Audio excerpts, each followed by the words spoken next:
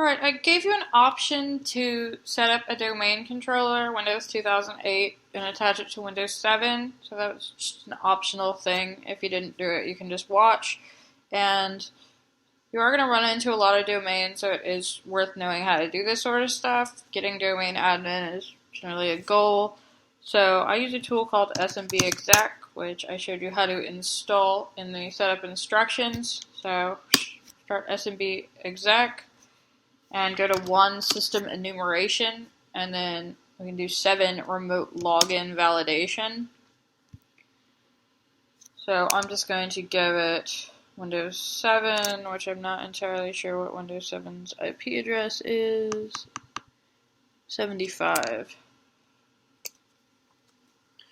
Alright, so you can give it a long list, of course. I mentioned previously, if you've got like one local admin, you can send it probably to a lot of other systems in the network. So I'll just give it a list here, a file, and username. I'm going to do Georgia2, so just some non-domain admin user from the domain. You can give it a hash, so we can do that past the hash, as well as if we did like Mimikatz or something, we could have plain text as well. It's also a tool called Responder you can use. I didn't show it in this class to listen. Well, Responder's not going to work with this unless it's plain text, because it's going to be net NTLM. But, I mean, there are different ways to get password hashes besides what we've looked at in this class. As you continue your pen testing education, you'll run into different tools and techniques that you may like. But Georgia 2's password, I think, is bulbsec1. And the domain is going to be bulbsec. So Georgia 2 is not a domain admin, but she is able to log in. So do you want to look for domain enterprise processes? So this is going to look for logged in administrators. So it looks like it worked. Remote access is identified. So we will be able to log in. However, if I come back over to Win7 and I switch users,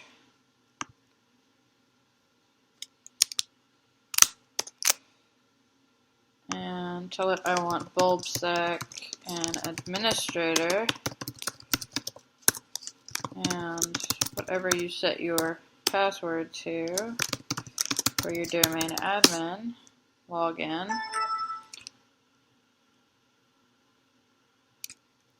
Now if I do this again, now that a domain admin is logged in, just do the same stuff and say yes. And it did find administrator logged in. So now we can go back to main menu, choose obtain hashes. And so since we know the domain admin is logged in, we should be able to get the domain admin's not just hash, but hopefully plain text passwords. So I want workstation and server hashes. Can give it that same credentials. I'm not entirely sure Georgia 2 has enough privileges, but we'll see. Yeah, it worked. So local hashes, 4 cached hashes, so the last 4 domain users. So those will be an MS cache format. We can do that with Metasploit as well. We can ask it for its MS cache. Generally tell my clients to either turn that off or keep the number that it saves as low as possible. It does by default save 10 of the last users who logged in. There probably aren't 10 domain users. And it also says it has 3 passwords in memory, so logged in users. Awesome. And it says those are located at log, SMB exec, and hashes. So I'll go back to main menu and exit. So I'm going to go to log,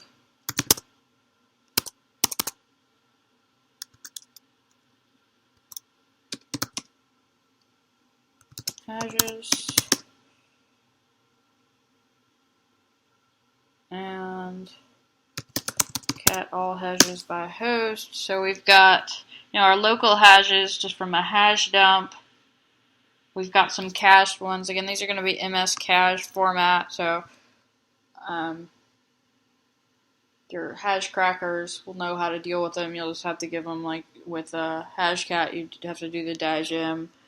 And for memory, we were able to get bulb pass 1, 2, 3, and like my local one, and then Georgia 2. But Georgia 2 is not a domain admin.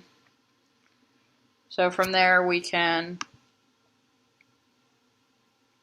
like feed this into psexec and become a local admin, or if we had a session on there, we could do our incognito. Like sessions-i6, and if we do load incognito and list tokens-u. Oh, we're currently not system. We'd have to go through all that bypass UAC stuff, but we could become I'll do it, why not? Use exploit local, or Windows local bypass UAC, set session 6, exploit.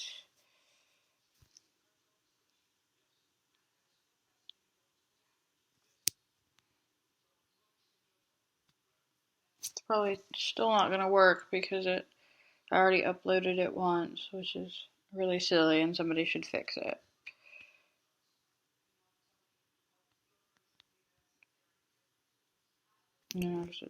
For whatever reason, it's not overriding it.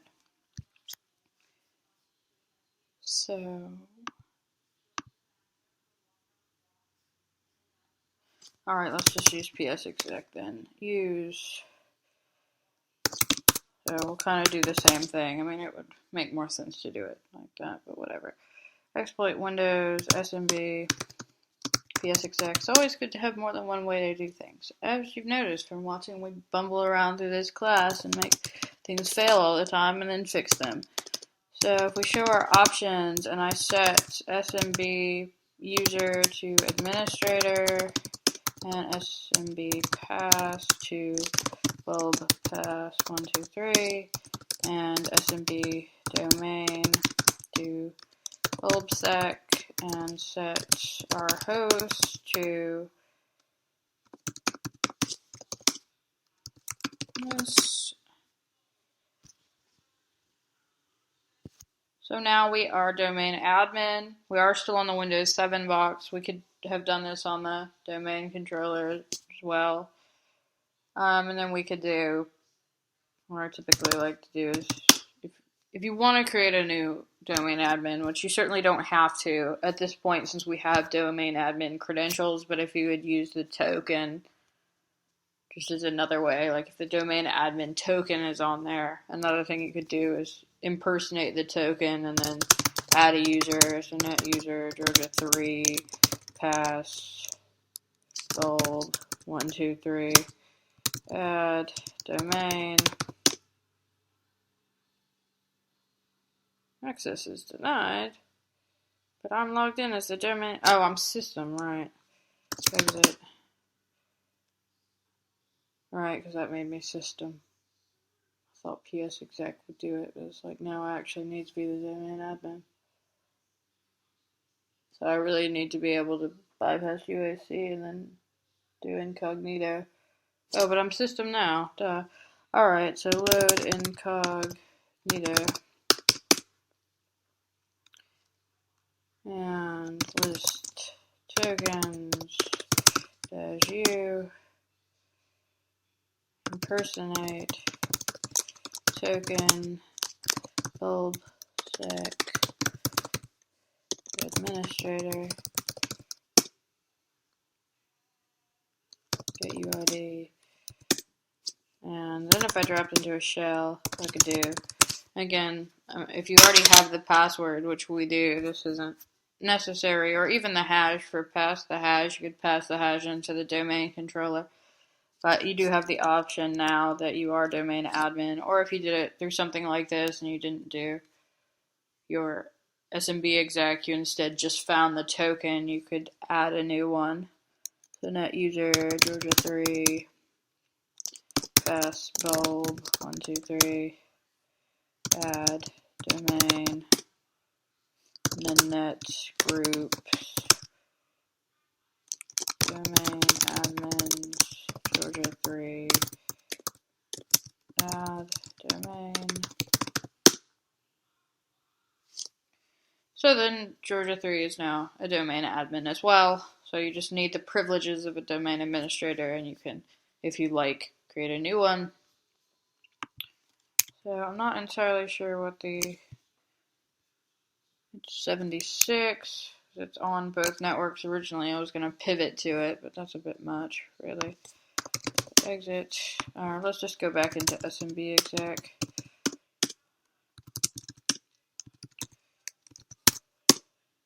And do obtain hashes from the domain controller. 76, and username is administrator, password is bulb pass 123, domain is bulbsec. And I see this a lot, that people actually move the, well, that one we can just leave. But they'll actually move stuff around. So this one right here is what changes the ntds.dit. They'll actually move it to other drives. You could honestly just like keep trying different drives if you want to be lazy about it. You could also probably psexec to it and find it. So this will actually pull the domain passwords, well, password hashes. So this will give you more hashes to potentially crack if you're doing any like password strength testing. This would be the way you would get them. So we can get all the password hashes for our domain.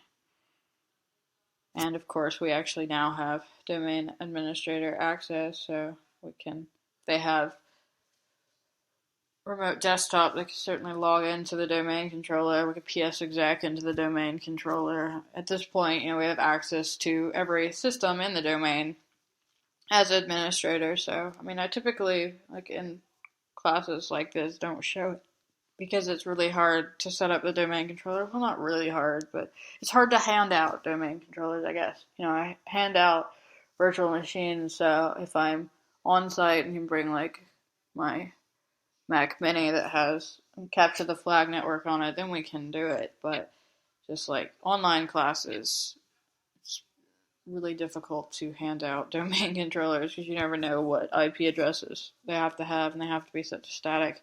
So a lot of times people miss this in online classes, so you got to see it. So if you did set up your domain controller, you can get a feel for how to do the domain stuff, which is definitely going to be relevant. Most people are going to have domains.